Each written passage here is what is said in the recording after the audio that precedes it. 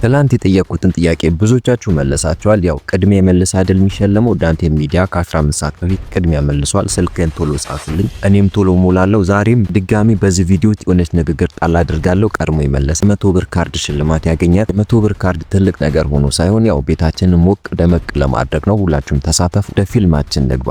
በአንድ አሮጌ ፋብሪካ ውስጥ የደከማቸውና የተቆጡ የሰራተኞች ቡድን በመጨረሻ በቃን ብለው ወሰኑ። በየቀኑ ጠንክረው ቢሰሩ ምንም አይነት ክብርና መብት አልተሰጣቸውም። ስለዚህ በአንድ ቀን ሰልፍ ወጡ። እቅዳቸው ቀላል ነበር። ከአለቃው ጋር ተነጋግረው ፍትሃዊ አያያዝን ለመጠየቅ ነው። ነገር ግን እሱ ጋር ከመድረሳቸው በፊት መንገዳቸው ተዘጋ። ጋሻና ዱላ የያዙ የጥበቃ ሰራዊት በፊታቸው ቆሙ። ለጥቂት ጊዜያት ሁለቱም ወገኖች በዝምታና በውጥረት ተፋጠጡ። ከዚያም በድንገት አንዱ ሰራተኛ ራሱን መቆጣጠር አቅቶት ድንጋይ ወረወረ።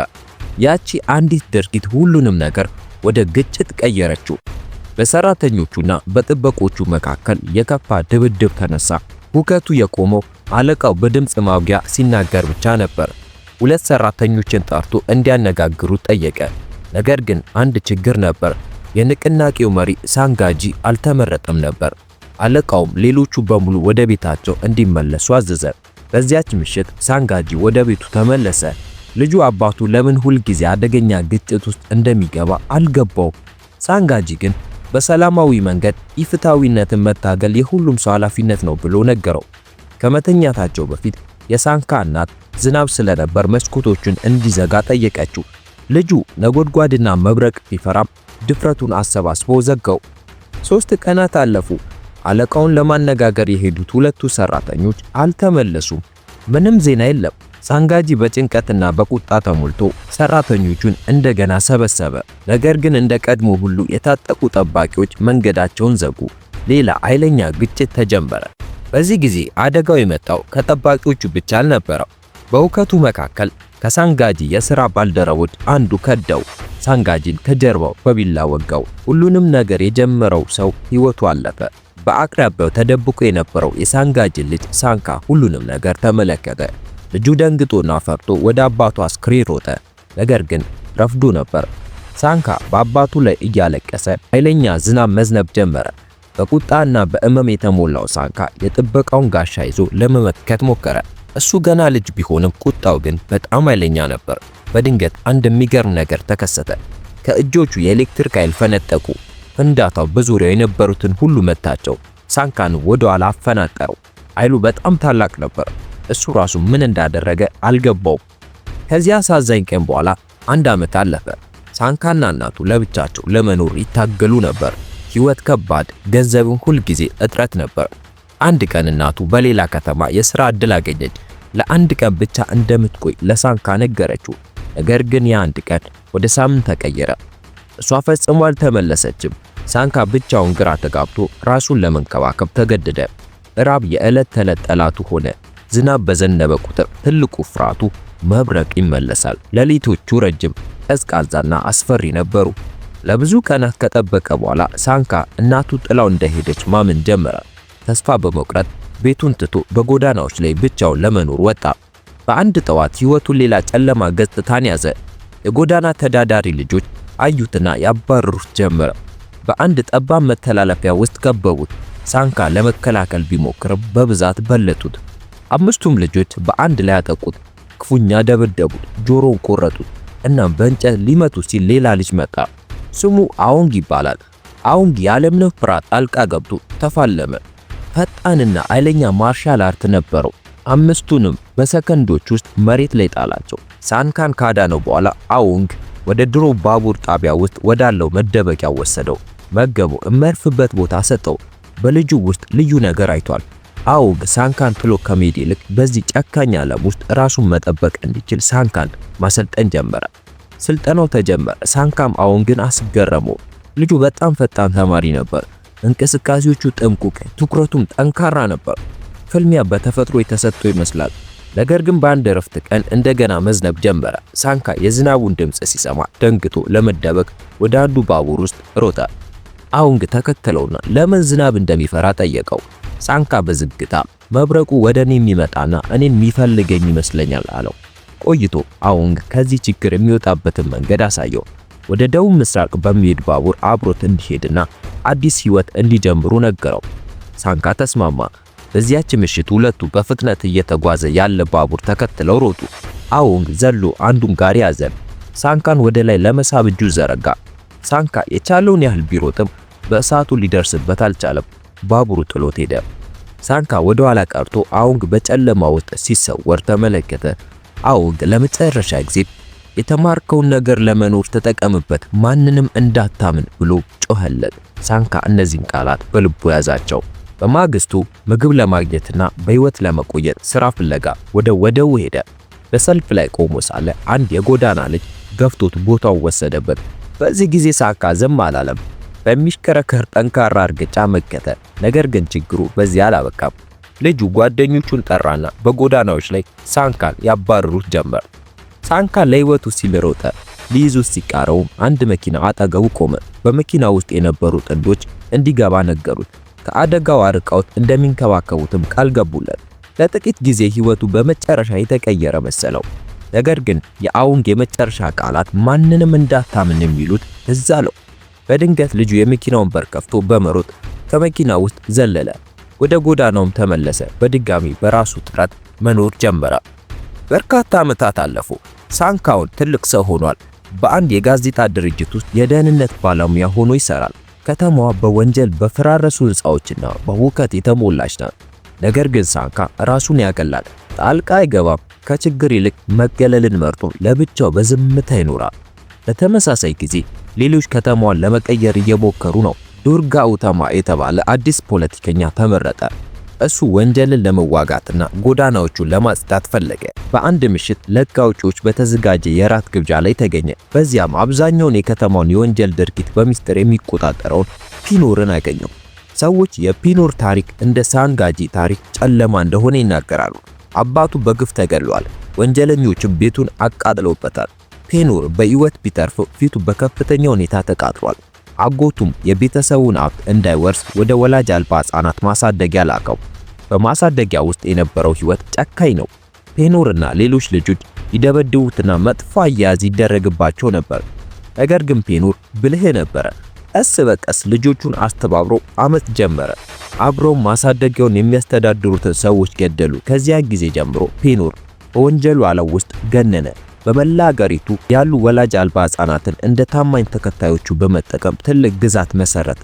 አሁን አያልና የተፈራው ፒኖር አዲሱን ፖለቲከኛን ለማግኘት በግብዣው ላይ ተገኘ። ነገር ግን ዱርጋ አይናኑን እያየ ውድቅ አደረገው። እንዳለመታደል ሆኖ ይህ በጣም መጥፎ ውሳኔ ነው። በዚያ ምሽት ዱርጋ ከቤተሰቡ ጋር ወደ ቤት ሲመለስ በመተላለፊያ ላይ አንድ ሰው ሲከታተለው አስተዋለ። ከመሄድ ይልቅ ለማጣራት ወሰነ። በድንገት አንድ ምስጢራዊ ሰው ተከሰተ። ሰውየው የእሳት አስማት በመጠቀም ዱርጋን አደነዘዘው።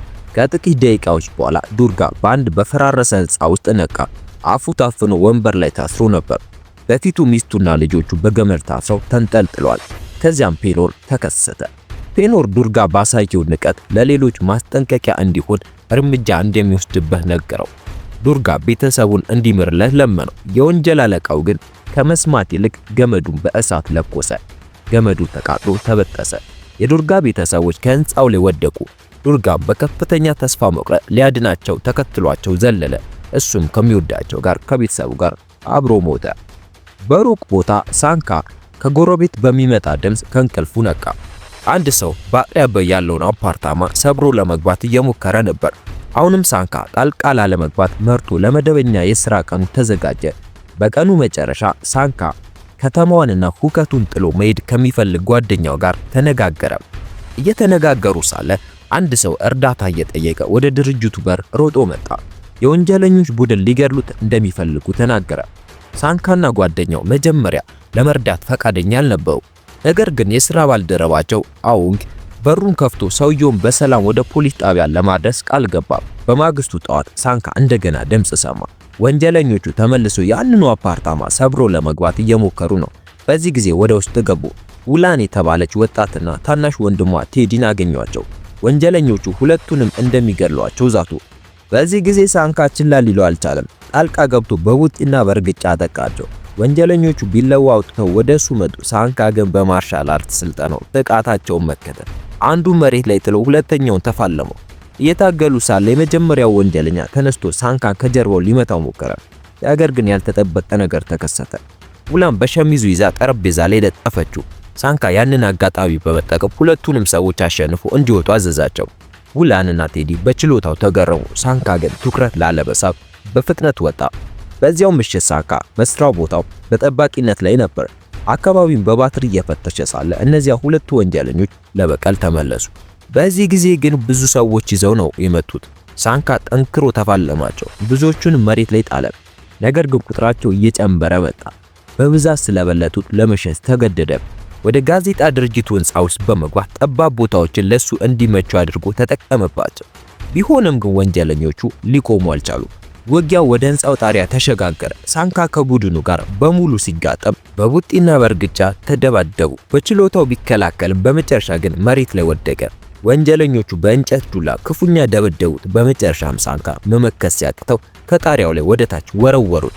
ማንኛውም ተራ ሰው ይህንን ያህል ከፍታ ወድቆ ሊተርፍ አይችልም። ነገር ግን በዚያው ቅጽበት ኃይለኛ ዝናብ መዝነብ ጀመረ። መብረቅም ደጋግሞ ወረደ። ሳንካ በድንገት ነቃና የኤሌክትሪክ ኃይሉን ወደ ሰውነቱ መሳብ ጀመረ። ኃይሉ ግን ከሚችለው በላይ ስለነበር ራሱን ሳተ። በማግስቱ ጠዋት ሳንካ በቤት ውስጥ ነቃ። በድንገት ቴዲ ለጥቂት ጊዜ እንዲጠብቅላት ጠየቀችው። በሌላ በኩል ፖለቲከኞቹ በዱርጋሞት ላይ ሲከራከሩ ፔኖር እንዳለበት ተጠራጠሩ። ፔኖር ግን እዚያ ተገኝቶ ንጹህ መሆኑን ተናገረ። ሁሉም ንግግራቸውን እንዲያስተካክሉ አስጠነቀቃቸው። እሱ ከሄደ በኋላ ረዳቱ ጋዙል ፖለቲከኞቹ ችግር ሊፈጥሩ ይችላሉ አለው። ፔኖር ግን እቅዱ አስቀድሞ እየተከናወነ መሆኑን ነገረው። በአንድ የሩዝ መጋዘን ውስጥ የፔኖር ሰዎች አንድ እንግዳ የሆነ ፈሳሽ ወደ ሩዝ ከረጢቶች ውስጥ በመርፌ ሲያስገቡ ታየ። ወደ ቤት ስንመለስ ሳንካ ለቴዲ ስራ ስለሚሄድ ወደ እህቱ እንደሚወስደው ነገረው። በመንገድ ላይ ውላንን ገበያ ውስጥ አገኛት። እሷ ነጋዴዎቹ ተጨማሪ ጥበቃ እንዲጠይቁ እያበረታታች ነበር። ሳንካ ቴዲን እንድትወስድለት ጠየቃት። እሷ መልስ ከመስጠቷ በፊት ግን ሳንካን ከጣሪያ ላይ የወረወሩ ወንጀለኞቹ ተከሰቱ። እሱም በህይወት በማየታቸው ደንግጧል። በጎዳናዎችም ላይ አሳደዱት። ሳንካ ለማምለጥ ቢሞክርም ተከቦ እንደገና ለመደባደብ ተገደደ። ጥበቡን በመጠቀም ብዙ ጠላቶችን በአንድ ጊዜ ተፋለመ። ወንጀለኞቹ መጥረቢያ ሲወረውሩበት ሳንካ በድንገት ከእጆቹ በሚወጣ መብረቅ መከታቸው። እሱ ራሱ በኃይሉ ተደናግጦ ነበር። ኃይሉን ደግሞ ለመጠቀም ሲሞክር ግን ምንም ሊሆን አልቻለም። ስለዚህ የእንጨት ዱላ አንስቶ ውጊያውን በድሮ መንገድ አጠናቀቀው። ውላንና ነጋዴዎቹ ሁሉን ነገር አይተው ተገረሙ። ሳንካ ግን ምንም ቃል ሳይናገር ሄደ። በኋላ በስራ ቦታው ሳንካ ስለሆነው ነገር ለአዎንግ ነገሩ። ለጥቂት ጊዜ ልዩ ኃይል እንዳለው አስቦ እንደነበር ገለጸለት። ብዙም ሳይቆይ ውላን መጣ። ወደ ገበያው እንዲመለስ ጠየቀችው። ህዝቡ ከተማውን ሊጠብቅ የሚችል ጀግና እንደሆነ ያምናሉ። ሳንካ ግን ምንም አይነት ኃይል የለኝም በማለት ፈቃደኛ አልሆነም። ነገር ግን ሰዎች አንድ የሚገርም ነገር አስተዋሉ። የደረሰበት ጉዳት በሙሉ ድኗል። እሱ ግን አሁንም ለመርዳት ፈቃደኛ አይደለም። ከዚያም ተስፋ ቆርጠው ተለዩት። በዚያች ምሽት ከስራ ሲመለስ ሳንካ ገበያው ተቃጥሎ አገኘው። ሱቆች ወድመዋል፣ ብዙ ሰዎችም ቆስለዋል። ውላን ሰዎች በሚሰቃዩበት ጊዜ ቸል ሊል እንደማይገባ ነገረችው። ይህን ያደረጉት ወንጀለኞቹ እንደሆኑ ታምናለች። ሳንካም የፔኖር ሰው የሆነው መሪያቸውን ጋንዳን እንዲጨርሰው ጠየቀችው። ይህን ሲሰማ ሳንካ በመጨረሻ እርምጃ ለመውሰድ ወሰነ። ነገር ግን አሁንም ኃይሉ ከየት እንደሚመጣ ወይም እንዴት እንደሚቆጣጠረው አያውቅም። በሌላ የሥራ ምሽት ውላንና ቴዲ ሊያዩት መጡ። በዚያው ቅጽበት ኃይለኛ ማዕበል ጀመረ። ነጎድጓድ ሰማይን ሞላው። ሳንካ ለመብረቅ ያለውን ፍርሃትና ኃይሉን የሳበበትን ምሽት አስታወሰ። ወደ ዝናቡ ወጣ። በመብረቅም ተመታና መሬት ላይ ወደቀ። አሁን ግን ሊረዳው መጣ። ነገር ግን አሁን ሳንካን በነካው ቅጽበት መብረቁ ወደ ኋላ አፈናቀረው። ያኔ ሳንካ እውነቱን ተረዳ። መብረቅ ብርታት ይሰጠዋል።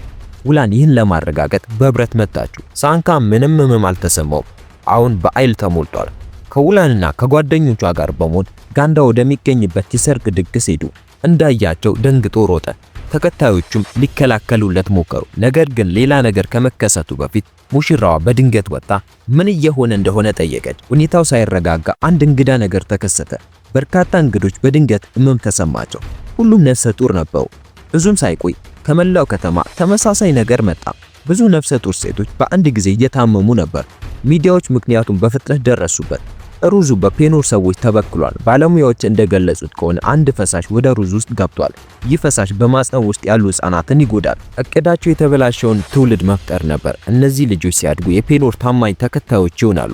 ይህ ዜና ከተማውን አስደነገጠ። ቁጣ በየቦታው ተሰራጨ። በጎዳናዎች ላይ ሁከት ተነሳ።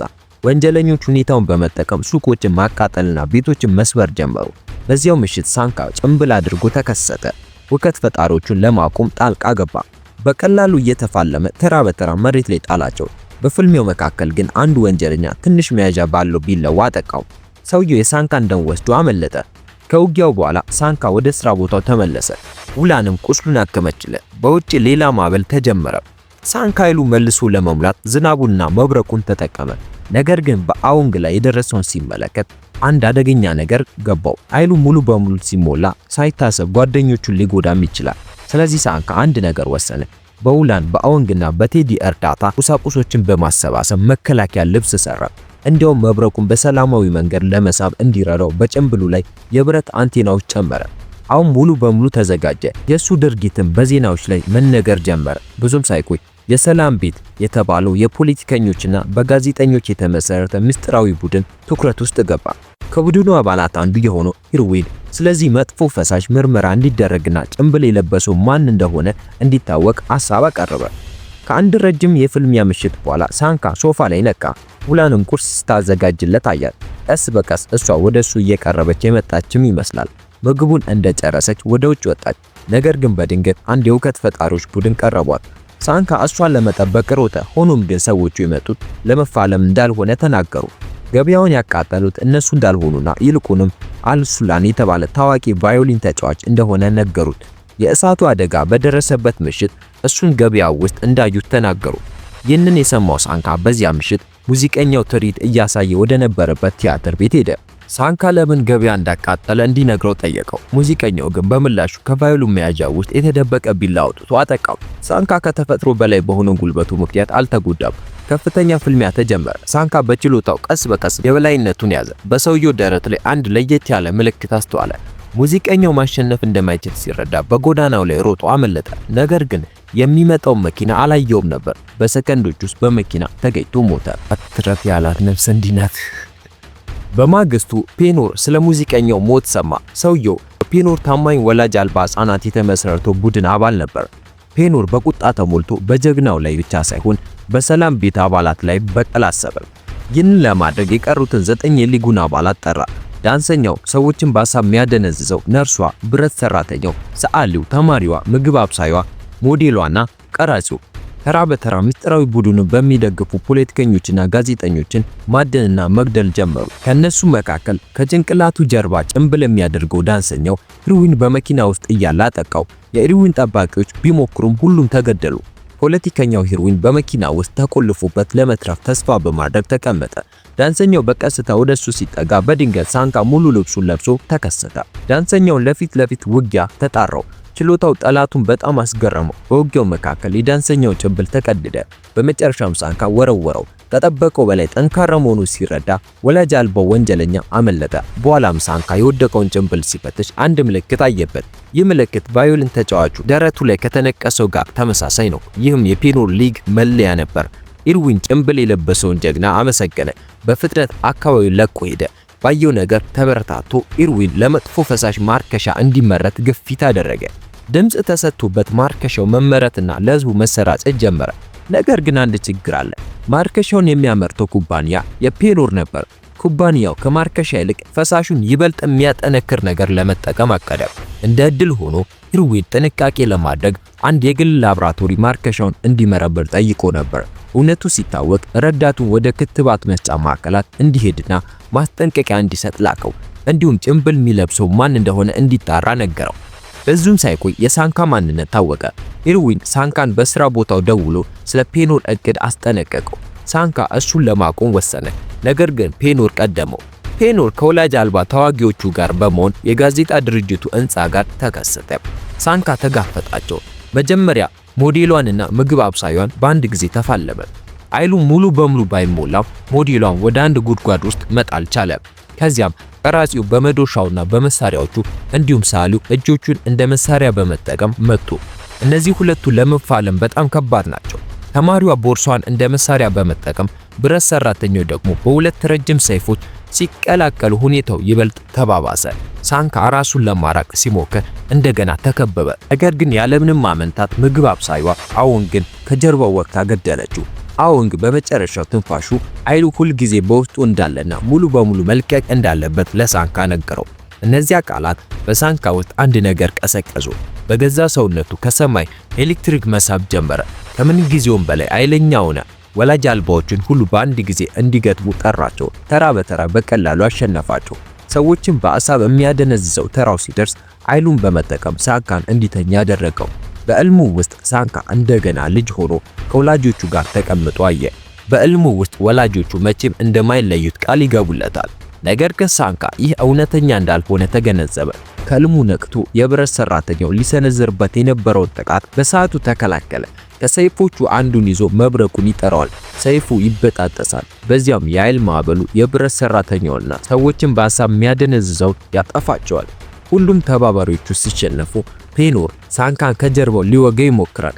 ነገር ግን ሂርዊን በድንገት ተከስቶ ፔኖርን በጥይት መታው። ፔኖር ከመሞቱ በፊት ሳሊው እንዲያመልጥ ያዘዋል። እንዲሁም በፈሳሹ የነበረው እቅድ አሁንም እንደሚሳካ ይናገራል። ሳንካ ግን እንደሚያቆመው ማለ። በሞተር ብስክሌቶቹ ላይ ዘሎ ማርከሻውን የጫነው መኪና ማሳደር ጀመረ። አሽከርካሪው በጥይት መቶ ከሞተሩ ላይ ይጥለዋል። በዚያው ቅጽበት አንዲት ምስጢራዊ ሴት ተከሰተች። ሳንካ ተነስቶ ኃይለኛ የመብረቅ ብልጭታ ይለቃል። በመኪናው ውስጥም ሆነ በክትባት ማዕከሉ የነበረው ማርከሻ በሙሉ አጠፋው። ከተማዋ ድናለች። ነገር ግን ሶስት ሴቶች አስቀድመው ክትባቱ ተሰጥቷቸው ነበር። ልጆቻቸው በፔኖር እቅድ መሰረት ይወለዳሉ። ከዚያ ራቅ ብሎ በአንድ ሙዚየም ውስጥ ጋንዳ ከጋዙል ጋር ቆሟል። ጋዙል ሌላ የተደበቀ እቅድ ይፋ አደረገ። ከአንድ ግድግዳ በስተጀርባ ኪዊላ ዎክ የተባለ የአጥንት ተዋጊ አስክሬን ይገኛል። ግድግዳውን ሰብሮ አስክሬኑን ያለ ጭንቅላቱ አገኙት። ነገር ግን የጠፋው ጭንቅላት በጋዙል እጅ ነበር። ቀደም ብሎ የተወሰደውን የሳንካን ደም በመጠቀም ተዋጊውን በህይወት እንዲመለስ ያደርጉታል። ኪዊላ ዎክም ለምን እንደተቀሰቀሰ ይጠይቃል። ጋዙል የድሮ ጠላቱ የነጎድጓድ ተዋጊው እንደተመለሰ ነገረው። ያ ጀግና ከሳንካ ሌላ ማንም አልነበረም። ኪዊላ ዎክ ጋዙልን ሰራዊት እንዲያሰባስብ አዘዘው። የቀድሞ ጦርነት እንደገና ሊጀመር ነው። ከቀናት በኋላ ሳንካ በኢርዊን እርዳታ የተሰራውን አዲስና የተሻሻለ ልብስ ለብሶ በህንፃዎች ጣሪያ ላይ ይታያል። ትልቁ ጠላቱ እየመጣ መሆኑን ሳያውቅ ከተማውን ከወንጀል ለመጠበቅ ቃል ገባ። በሩቅ ሆና የምትከታተለው ያቺ ምስጢራዊ ጀግና ወደፊት ከሚመጣው ኃይለኛ ጠላት ጋር ለመጋፈጥ በቅርቡ ከሳንካ ጋር መተባበር እንዳለባት ታውቃለች። ፊልሙ ከወደዳችሁት ላይክ አድርጉ። ሰብስክራይብ በማድረግ በአዲስ ፊልም በየቀኑ እንገናኝ።